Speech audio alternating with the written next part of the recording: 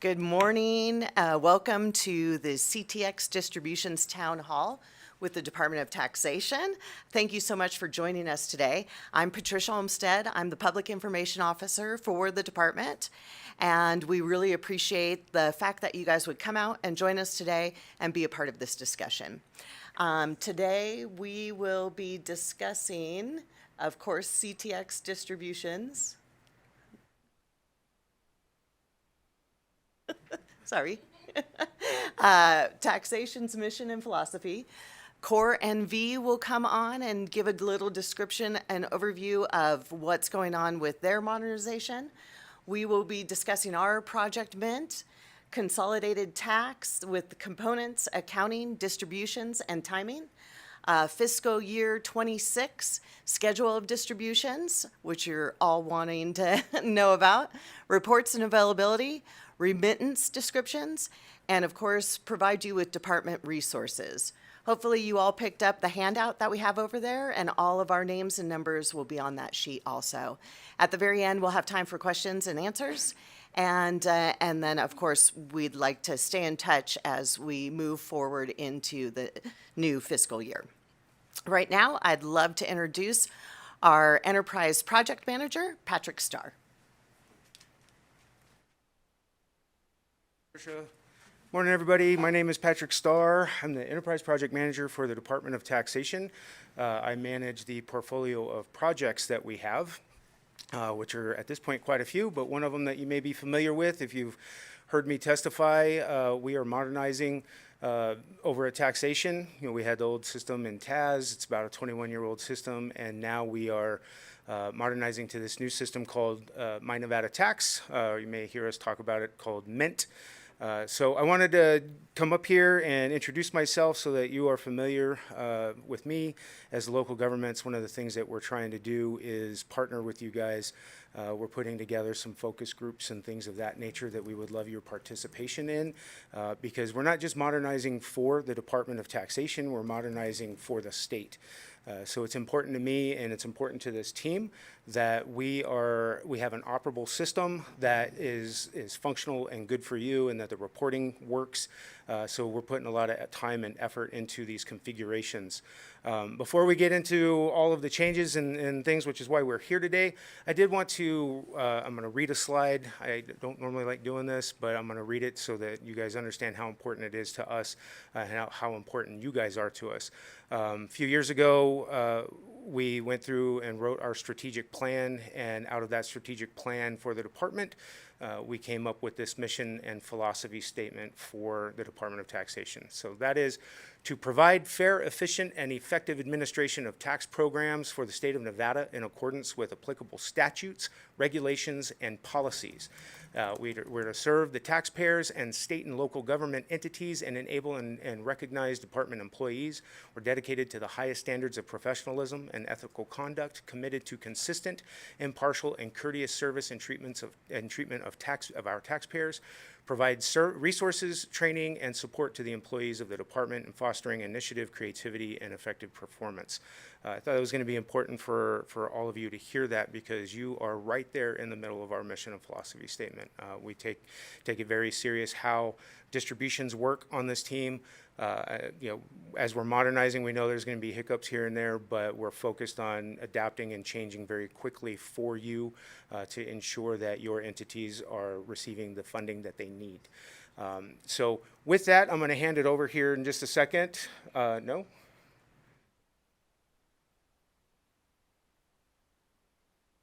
All right, no worries. I'll just go through their slides. So we're going to have Core NV come in, and they are also modernizing. So we were going to have them speak to this slide. What's important about their process and everything is they've modernized as well. So their base system, their phase one, with their general accounting, accounts payable, budget controls, has gone live, and their phase 1B and 1C also went live this week. So kudos to them. They're actually holed up in our office using one of our conference rooms right now, which is one of the reasons why they're probably having some struggles getting in. But they're managing the after effect of a rollout right now and ensuring that everything is functioning.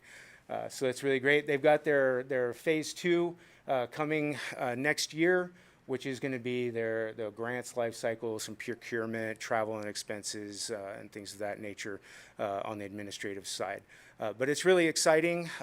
We partner at Taxation with Core and V. Obviously, you're aware that we receive all the funding, and then when we go to distribute, we have to go through their system. So we do JVs. Those JVs then kick out the funding into your pocketbooks. So with their modernization and our modernization and those two systems syncing, right now it may seem or feel a little clunky as we're ironing things out, but I promise you in the very near future, everything will be very efficient and we'll be able to adapt some controls and make this better for you all. So with that, we can go to the next slide. So Project Mint, we took the mission core values of the Department of Taxation. I sat down with my team and we came up with this mission statement, which for me in driving our mission statements and keeping our goals and focus are very important. I want our team to be goal-driven and oriented at all times. So the mission of Project Mint is to modernize the Nevada tax system to serve the needs of the taxpayers in a customer-centric and efficient environment while maintaining the best interest of all Nevadans.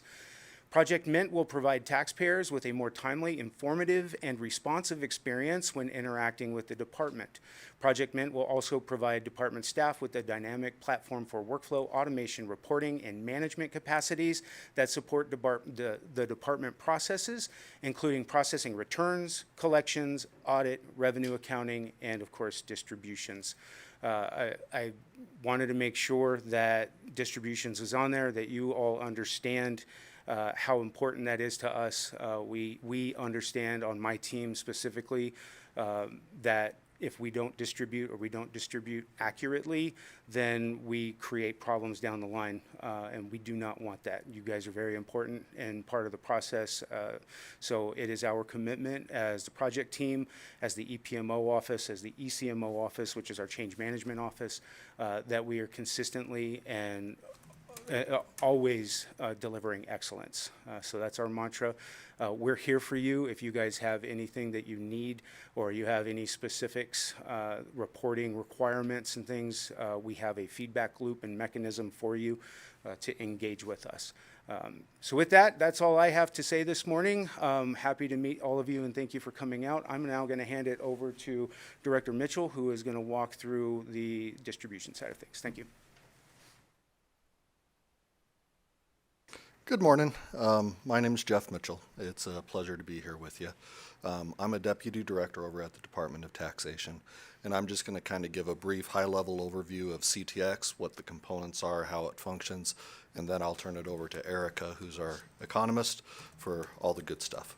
So CTX, it was formulated in 1997 as a way to combine the distribution of a couple of different tax types. These revenues are the cigarette tax, liquor tax, GST, often referred to car registration, real property transfer tax, basic city-county relief tax, and the supplemental city-county relief tax. Let's roll to the next slide and I'll talk about it a little bit. The cigarette and liquor tax compose of less than 1% of the total distribution in the CTX. The real property transfer tax is about 2% of the total distribution in the CTX. GST, governmental service tax, comprises of about 10%. The basic city-county relief tax is about 19%, and the supplemental, the SCCRT, is the big component of the C-tax distribution, and it composes of about 68% of the total distribution. Those percentages fluctuate a little bit depending year to year, but those hold fairly steady. So the two largest components of the C-tax distribution are parts of the sales and use tax. That then goes back to the counties. How the distribution works with the liquor and cig, both of those go to the county go back to the county based on population. Our real property transfer tax, RPTT, goes to the county of origin, as well as the governmental service tax that goes to the county on origin. The basic city-county relief tax, out-of-state transactions are distributed to counties based upon population, but most transactions are in-state and in-county, and those go back to the county of origin. The supplemental city-county relief tax, that has a little bit of a more complicated and formula-based distribution. And that depends on whether counties and the entities within those counties are considered guaranteed or non-guaranteed. Back in 1997, the majority of the counties, or about half and half, were either guaranteed or non-guaranteed. And what a guaranteed county basically is they receive a base distribution that is very consistent and not volatile. Non-guaranteed counties, their distribution is a lot more based and fluctuates upon the receipts that are driven. As of now, there are only 4 counties that remain as guaranteed counties, and so they receive their base distribution first because it's a set amount, and then the remaining counties and the remaining distribution goes out to the remaining counties based upon a formula. LCB gave a wonderful presentation and goes into great detail. It's about an hour, hour and a half, where they get into the weeds on the distribution, what the first tier distribution is, what a second tier distribution is. The second tier distribution is out to the enterprise districts, local governments, special districts within a county. And rather than going into the weeds there and eating up all the time talking about the C-tax distribution, there is a link at the bottom of the presentation that was given on February 18th to Senate Revenue, where Michael Nakamoto, who is the economist for LCB, goes into great detail. So I would just reference that if you would like more detail on that distribution, as it really lays it all out. And with that, I will turn it over to Erica.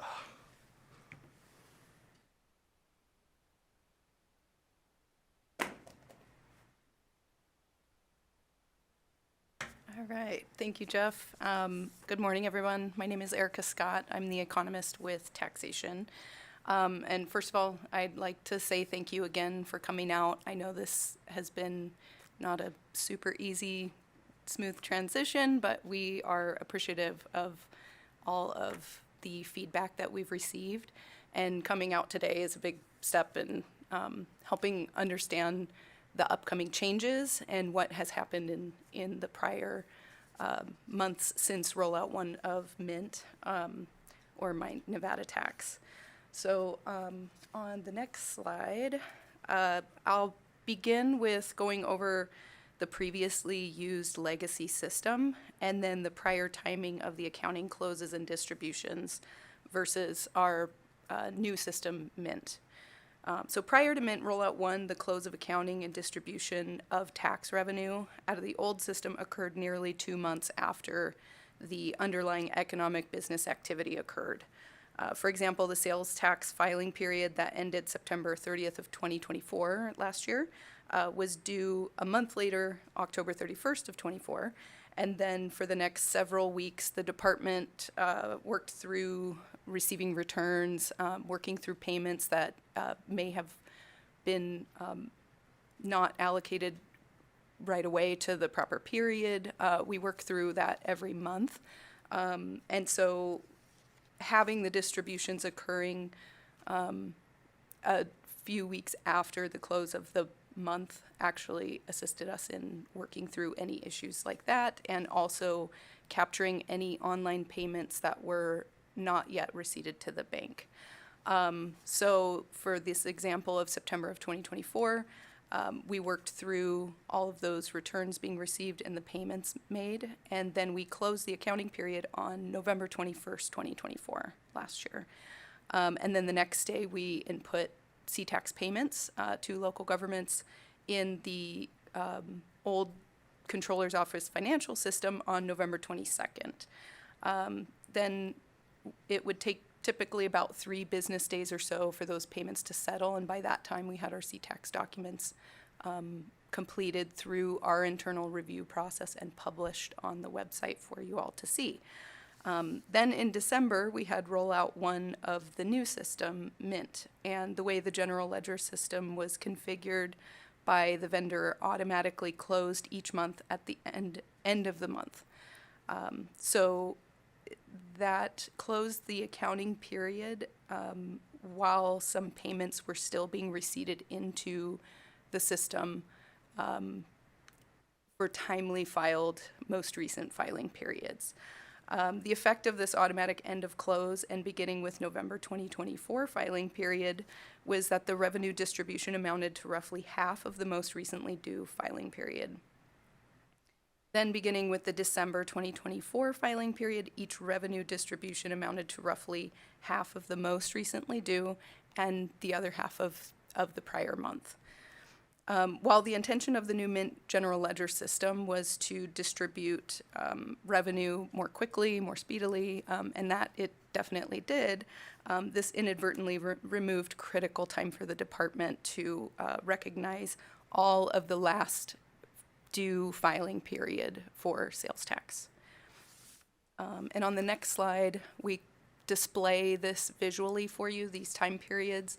So in the first set of boxes there, we see that the taxpayer sales transactions occurred for the example of September 2024 filing period. So these sales transactions are occurring September 1st through the 30th. Then the filing period ends and it's due by October 31st. Then the processing of the returns and the payments for that filing period happen within the first few weeks of November for our taxation staff. And then we close the period November 31st, or 21st, excuse me. And then we entered in payments on November 22nd into the old financial system. So these payments settled around November 25th, according to the prior used financial system. And then our CTAX file was made available at that time. So on the next slide, we can see since Mint Rollout 1, we see the taxpayer sales transactions occurring in February. So this filing period, as an example, this was kind of when taxation was settling into a normalized schedule since Rollout 1. That's why I used February 2025 as the filing period example. So we see all the transactions occurring in February. Then the automatic close occurred on March 31st on the same date as the due date for sales tax. And then on April 1st, our staff began running accounting close reports.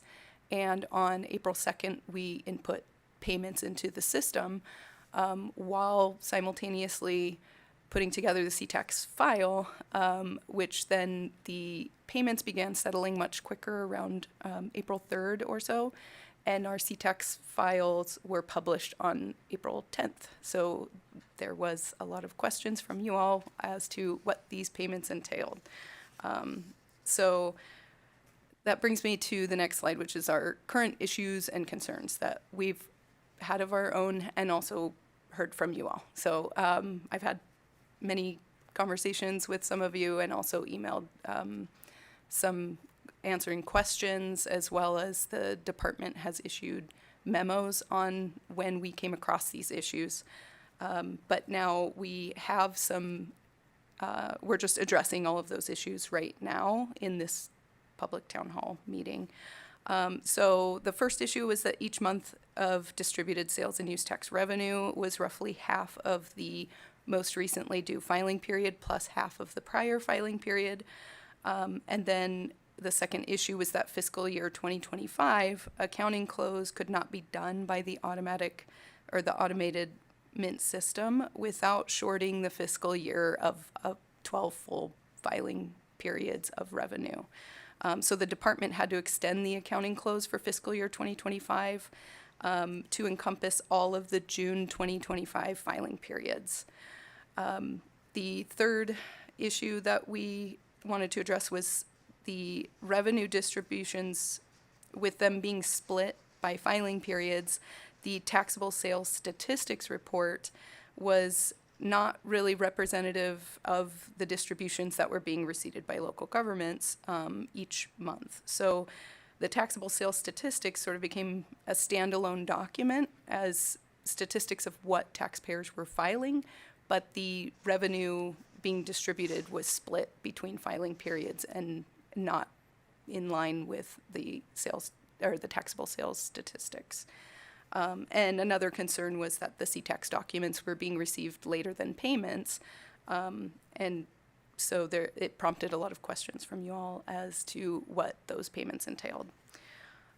So the next couple of slides are graphics kind of to show what these distributions in fiscal year 25 represented. So this graphic is showing the sales and use tax revenue by filing period proportion. So it's showing that distribution that we did in January, that was our December revenue, it consisted almost entirely of November filing periods, even though the amount was very low. The dollar amount distributed was low, but it was mostly November filing periods. Then in the January revenue period, distributed in early February, was half of December filing period and half of November filing period. And you can see going forward, that was the case for every month, except for we see the July through August revenue period.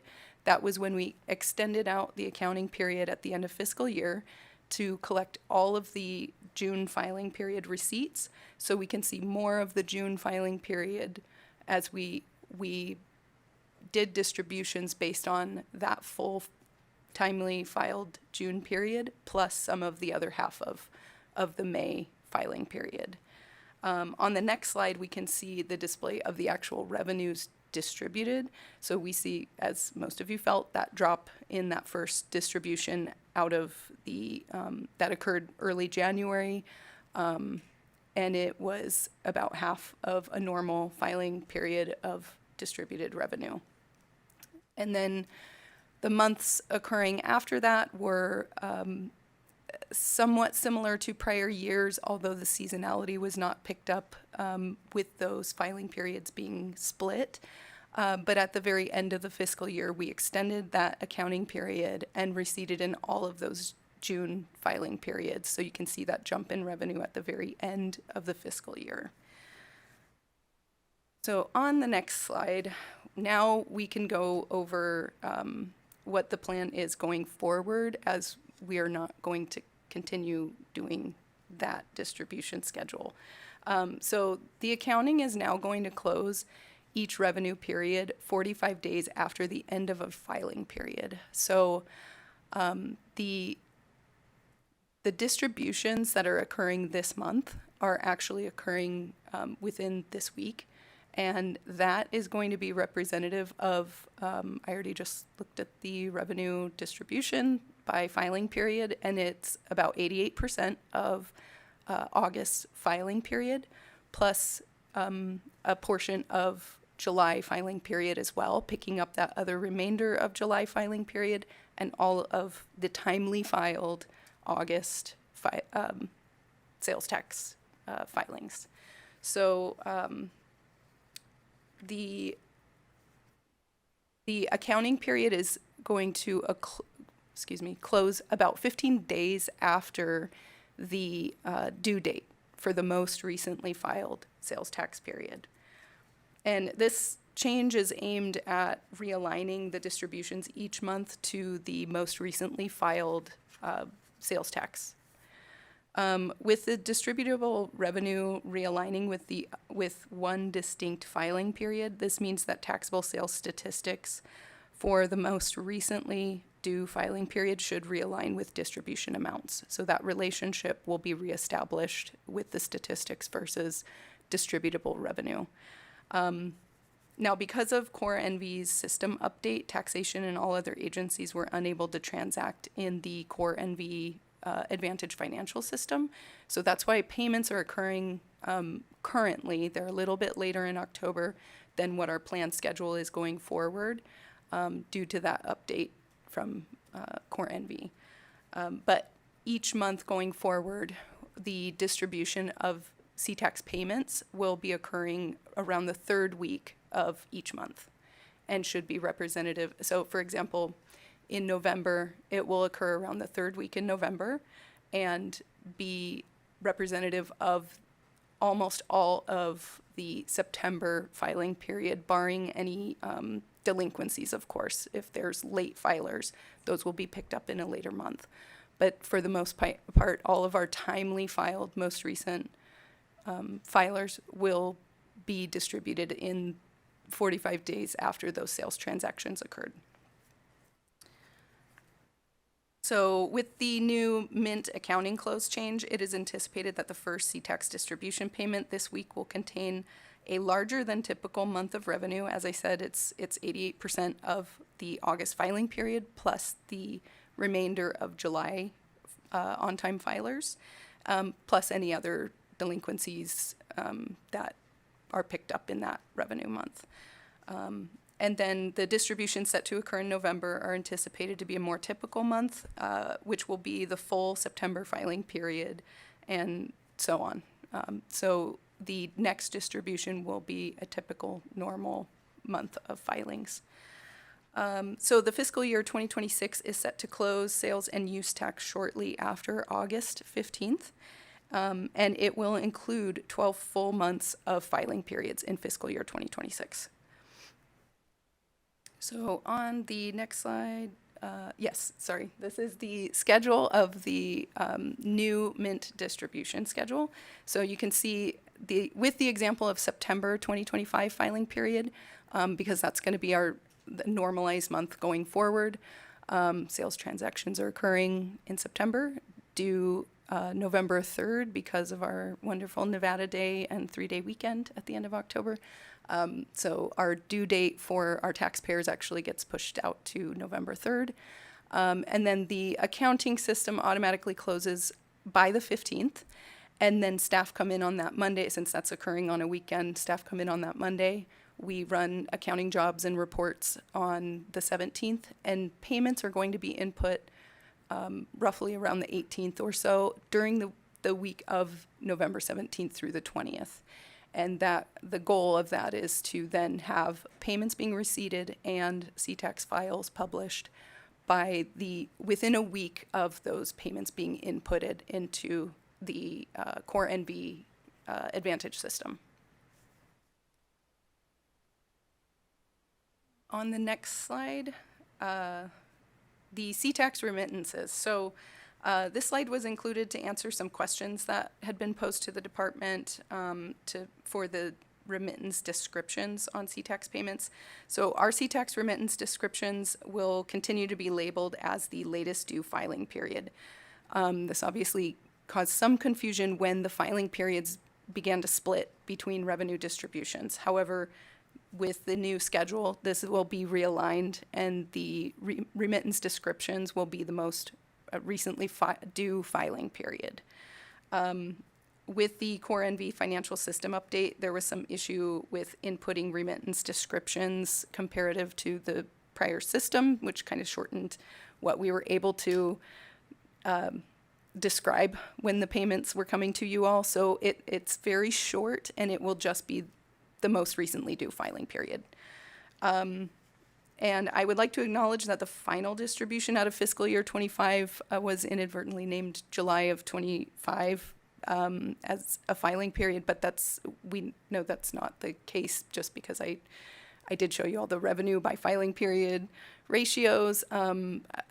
We did do 2 distributions during that time period for fiscal year 25. So, hindsight, maybe we should have called it June 2 or something like that. But going forward, just to confirm that it will be the most recently due filing period. In the next section, we'll talk about reports and availability. So going forward, the C-tax file will be available on the website within a week after the accounting period closes. The receipts through the 15th of each month will be closed on the 16th, or there in and around the 16th. with payment vouchers keyed into Core NV's financial system the day after or the following day of accounting close. So for every month where the 15th occurs on the weekend or holiday, be mindful of additional business days for that time frame. But our reporting, the goal is to have that published and on the website by within a week of our accounting close on the website. So, and then another report we will discuss today is the taxable sales statistics. We've been receiving a lot of questions on this one just because of the change from the way the legacy system used to report it versus the new Mint system. So we did issue a memo back in April of 2025 when this report was built out by the vendor. We keep it at the top of each monthly data release of these taxable sales statistics just as a reminder and so that you can refer back to it if you have trouble remembering what the differences were. It will live there above each release of the taxable sales statistics. So the first major difference is that the legacy system taxable sales statistics reported the taxable sales based on when a taxpayer made a payment, either full or partial. So this was not necessarily tied to when the underlying economic activity occurred. So the taxable sales that were being reported could be for various periods. Now, granted, we typically maintain about a 96 to 98% collection rate for most recently due filing periods. So it was mostly the most recently due filing period, but there were taxable sales that would be counted out of the legacy system that were for other periods, just based on when the payment was made. Mint, on the other hand, pulls the taxable sales statistics solely based on by what taxpayers have been filing for the most recently due filing period. For example, if a taxpayer files and pays a March 2025 period and June of 2025 accounting close, those taxable sales would not have been picked up in the June release of the statistics, but they, out of the old legacy system, they would have been counted. And also the other major difference is that the legacy report was offered as PDF only, whereas we can now offer that as an Excel file, which I'm sure most of you appreciate because it's easier to maintain data files. So, and then another significant change is that the legacy system provided for the North American Industry Classification System, or NAICS as we call that. The NAICS codes available in the old system were the BLS, Bureau of Labor Statistics, issuances as far back as 2012. So this would have included all NAICS categories from 2012 all the way through 2022. However, Mint allows for only the 2022 NAICS categories. So it's eliminated some of the more granular categories, which I'm not sure the reasoning behind that, but it comes from the BLS. So that's not for taxation to determine, but the Mint system only uses the 2022 NAICS. So if you all have noticed, there's the non-store retailers. They eliminated the brick and mortar stores versus more online access of taxable sales. So you would have noticed that the 454 group, which is non-store retailers, most of them in concordance to 2022 landed in the 455 grouping of the general merchandise retailer categories. So you would have seen a large increase at the outset of the November 2024 taxable sales statistics release. And at the bottom of this, or the slide, yes, we have the reference for the memo. It's on our website, so you can all read that if you want some more confirmation on what was stated today. So on the next slide, going forward, the goal of taxation is to have the monthly taxable sales statistics report published on the website at the same time as the CTAX file. So each month we will put the report in Mint on the next, or we will pull the report from Mint on the next business day after the accounting period closes, so that we see up to that date what taxpayers have filed. And then additionally, with the change to the accounting close timing and distributed revenue now being primarily reflective of the most recently due filing period, the taxable sales statistics will also generally be reflective of the revenue distributions, likely beginning with September 2024. September 2025, excuse me.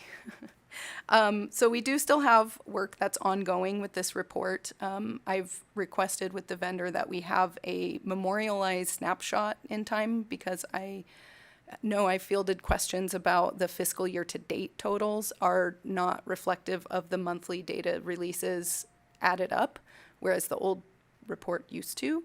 And that is because late filers will file returns as they come in, and that gets added into the fiscal year to date. So we're working on how to display that relationship there of the late filers versus what was captured within the month of distributed revenue. So that work is ongoing, and I will definitely keep in touch when that is established. The department will release likely a memo about the changes to the taxable sales statistics report. And this was a lot of information that I hope I answered the majority of the questions that the small distribution staff at Taxation has been receiving from you all. And so I hope to reassure you all that we are moving in the right direction for what your needs are and to make your lives easier going forward. So that is starting this week, and within the next months, I think that you'll see that evening out, and the taxable sales statistics will line up with the distributions. And that's all for me today. I will hand it back to Patricia to summarize our presentation today. Thank you. Oh, can I ask a question? Or I was muted, so I'm not sure if I can ask questions. We're going to have a question and answer session at the very end. Okay, so how long was that presentation? Because none of us had the link.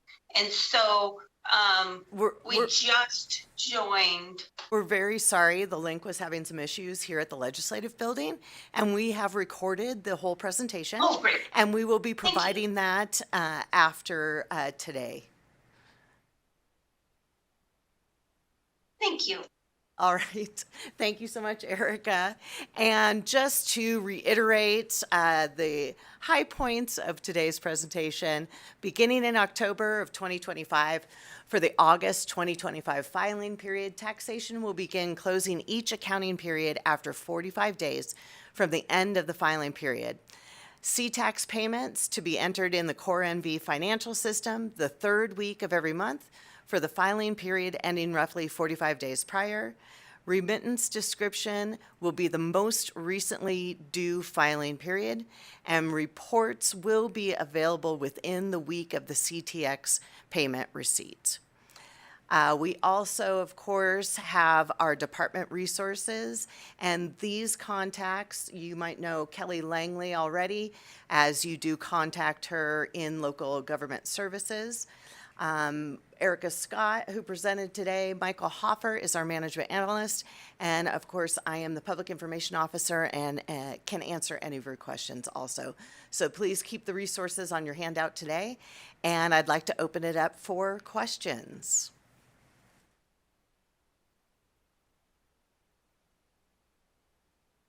I have a question. Have there been any changes to the distribution formulas with the new computer system?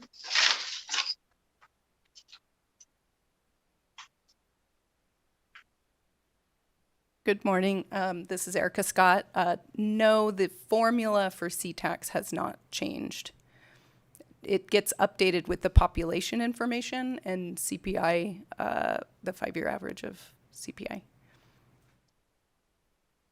And when is that? Isn't that with the demographers numbers or whatever? Correct. and the governor's certified series of the population. Okay.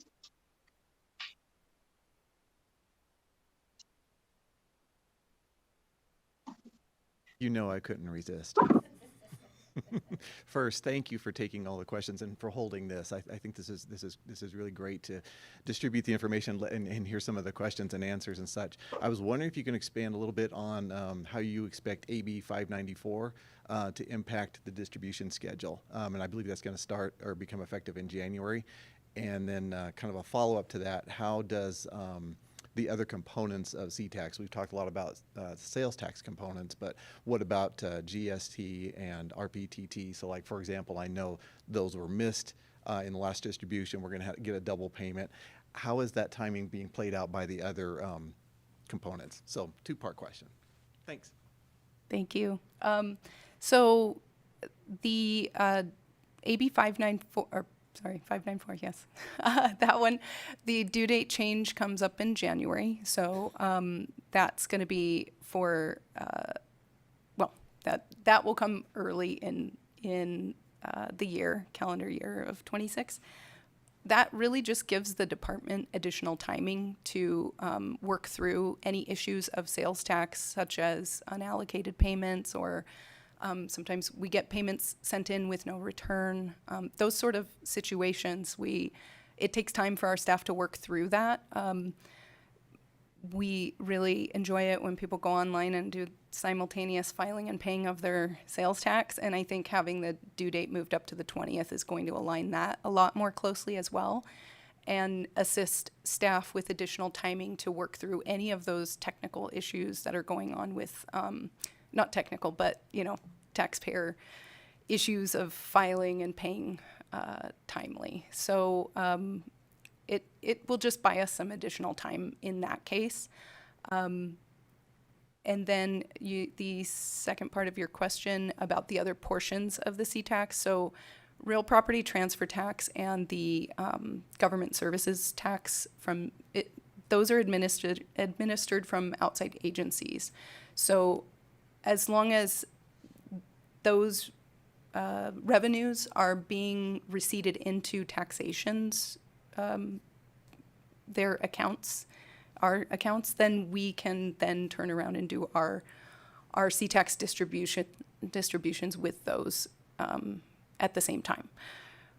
One of the issues with doing such early distributions within the month is sometimes that calendar didn't align with some of the other outside agencies' submission of those receipts and payments to taxation. So with the 45-day accounting close, I think that's going to realign. It's going to be very similar to how the legacy system had done accounting closes, just in a more automated way.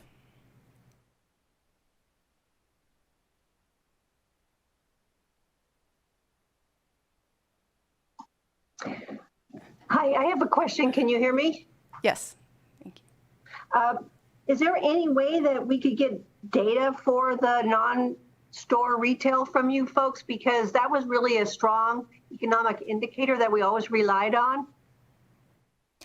The Mint system only allows for 2022 NAICS categories and newer. So unfortunately, I don't have access to that data either. And I agree that it was useful information, but BLS had eliminated those categories in 2022.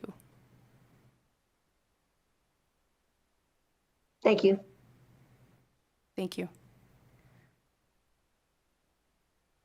I know you talked about it a little bit, but could you help us understand a little bit more on how the distributions are going to be playing out in fiscal 26? So referencing the one slide where you showed, and we all felt it, the drop in November, but we've got this huge distribution in June. I know I fielded a lot of questions with how real is that? So meaning as we're moving into fiscal 26, was any of those funds that should have been posted in fiscal 26 front-loaded into fiscal 25, meaning is fiscal 26 going to start out light, for lack of a better word? Does that make sense? Yes. So I know that with the Mint system, there were some early paid, filed and paid filings that were distributed in throughout the year. You can, as we had looked at some of the revenue by filing period amounts, I think that was on slide 15, maybe. Thanks, Katie. Oh, we can't go back, I guess. So the proportions of each distribution are included in slide 15, right there. And I cannot see that far. So it was part of the other, but also other was inclusive of prior filings. So if memory serves, it was roughly 2% or so of early filers, but most of the other is actually prior filings before May. So there's some delinquency payments included in that 5%, but also some of the early filed and paid, and some early and filed and paid August and September, and it's very small amounts, but sometimes taxpayers do file and pay early. And but what we included in that revenue distribution for the final of FY25 was the majority, 60-some% of June's filing period, plus another 30-some% of May's filing period. So we did, that last distribution was representative of the 12 months of the 12th, 11.5 and 12, some of the 11th month and 12th month of the fiscal year 2025. The first distribution of FY26, you could see that was slightly less than a normal distribution for a July filing period. But these distributions upcoming that are in process right now are slightly more than a normal month of, which is because it's picking up the rest of July and all of August.